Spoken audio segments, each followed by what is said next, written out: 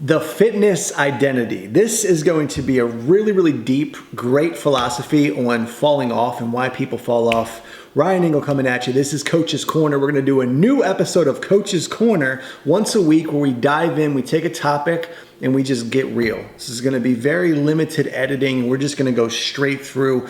Some of the episodes will be technical. Some of the episodes will be more on the motivational and mindset aspect. This episode deals with falling off, so we're going to talk about mindset. One of the biggest questions that I have is, that I've had for years, I mean, you probably have it as well.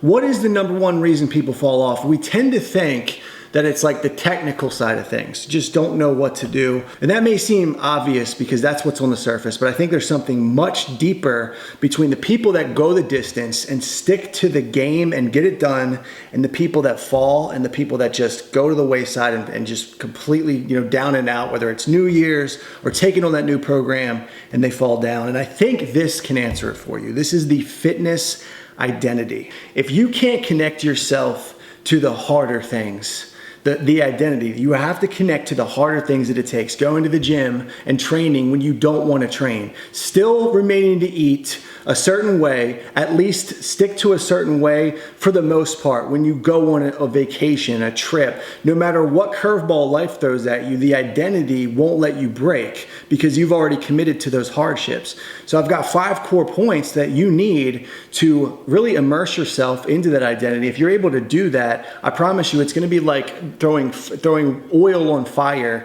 and it's going to allow that why, or allow the reason to burn and blaze. And this will keep you in.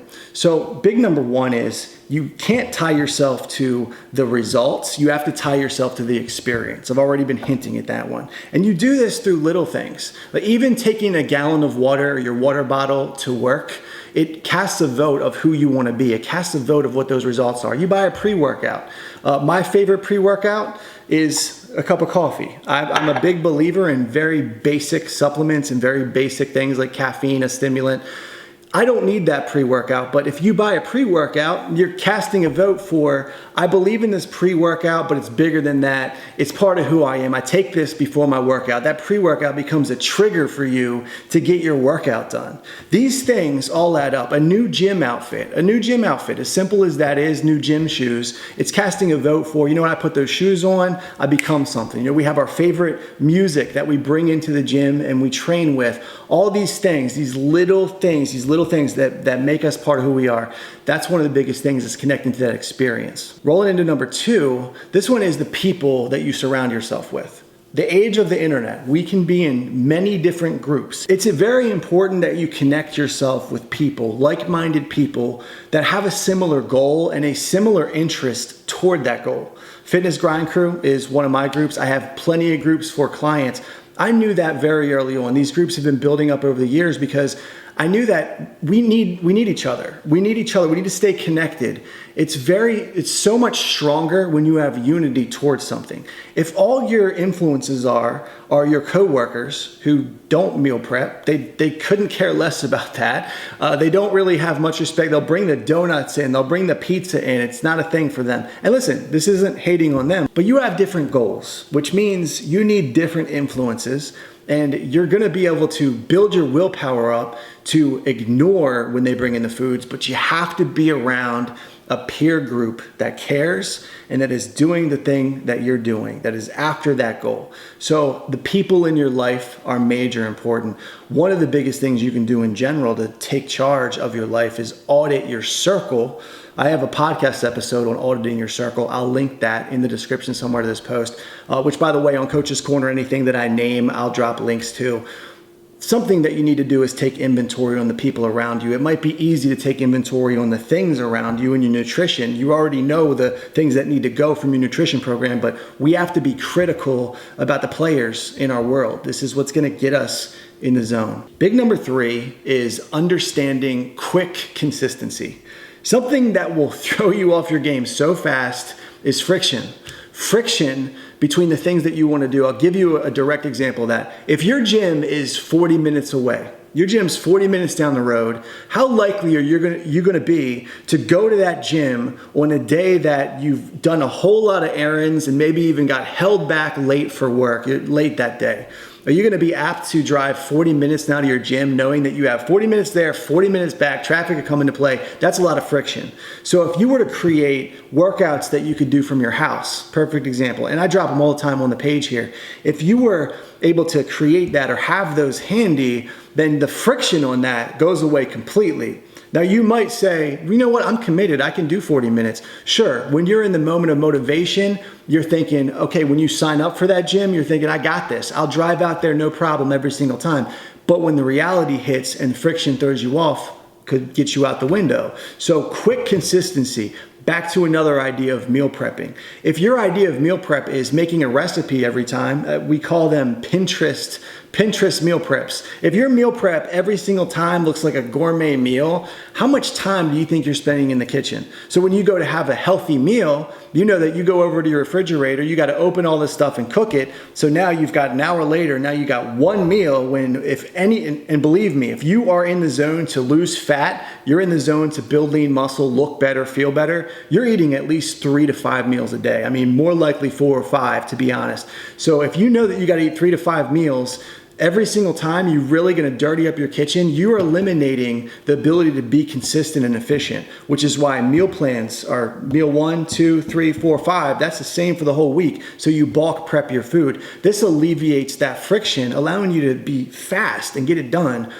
We are impatient. We're impatient people. Tons and tons of stimulus is hitting us now. There's a standard in our life of speed, so you need to take that on with your program. Making things consistent, it allows you to dive into the fitness identity so much quicker, so much easier. Big number 4, this is top of mind. It is no secret that if you have a goal, if you have a desire, whether that is to become a lawyer, career goal, doctor, within the first hour that you wake up, you need to do something toward that goal. Whether it's sit down and have an hour of reading.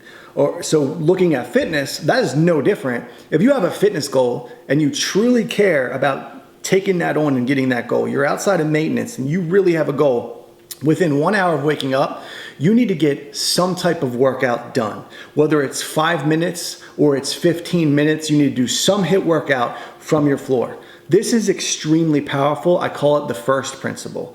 And if you do this, it sets a tone for your whole day. Let me give you an example. You wake up in the morning, you do a 15-minute workout. Or let's even scratch that. We'll make it a 5. You wake up, you do a 5-minute workout. Later in your day, so you get a little 5-minute sweat. Later in your day, you're at work and you're being tempted by a coworker who's going to go out to Taco Bell, and you did bring your meal prep. You think, I'm gonna avoid this Taco Bell. I'm gonna avoid it because I know that I woke up this morning and I put work in and I put effort in. Again, you cast that vote for your identity by doing it within the first hour, and you're able to say no. Now, let's say you wake up and it's not even top of mind, you forget it, a couple days go by, no workout's been done, no HIIT routines, none of that. And then the coworker says, well, let's go get some Taco Bell. You know what? I'm not gonna do my meal prep today, I'm gonna skip it. You failed to complete the identity. The first principle is one of the biggest, and if you think right now that you can't do a 5-minute or 20-minute workout, I'll give you one right now. Sit-ups, 5 sets by 25, push-ups, 5 sets by 25, and you can do this on your knees if you have to, and then jumping jacks, 5 sets of 25. That workout is very quick, very fast, and you can add that in literally any day of the week to start adding to that first principle. If this sounds familiar, you start training, you start feeling good, maybe you take on nutrition, you really, if you've taken on an RE fitness plan and something came along and knocked you off, which by the way, big shout out to my clients, I know nothing's knocking you off. So this is hypothetical, but let's say something knocked you off, something threw a curveball at you. If you then wake up the next day and say, well, I couldn't even handle the plan, you self-sabotage, you have failed. You failed for this reason. And the number 5 point is going in 100% instead of 90%. Before you say that's counterproductive, if I do something, I want to do it all the way, you have got to give yourself a margin for error. 90% is always better than 100% because there's gonna be days that are gonna come up and are gonna get in your way and throw you off. Even Olympians, people that are training around the clock, they need a little bit of leeway for error or for things to slip up because that makes them that much stronger. So your identity is not made off of any of your mistakes. Your identity is being bolstered and built off of what you do. Perfect example of this is your meal prep. If you're on meal prep and your friend comes into town, your sister comes into town, you haven't seen her in a while, does that mean you have to say, you know what, I can't go to the restaurant with you because I got to stick to this plan. I'm really, really dialed in. I'm going to this plan. If you live in the 90, you actually know how to achieve balance, go out to the restaurant with her, maybe eat a little sloppier than you normally would, and be able to pick up that slack the next day. You know what it takes to keep moving forward. This is how you connect with that identity. It's one of the most important things and powerful things you can do. I'm Ryan Engel, founder of Audit Fitness. Drop your comments. Let me know what you think of this week's episode of Coach's Corner. Anything that you want to see on Coach's Corner. We're going to be covering intermittent fasting. We're going to be talking workouts. We're going to be talking all kinds of different breakdowns. But I thought this episode would be a really powerful cornerstone on moving forward and discussing how this connects you. I want more than anything else for you to roll forward and make that commitment to this being part of your identity.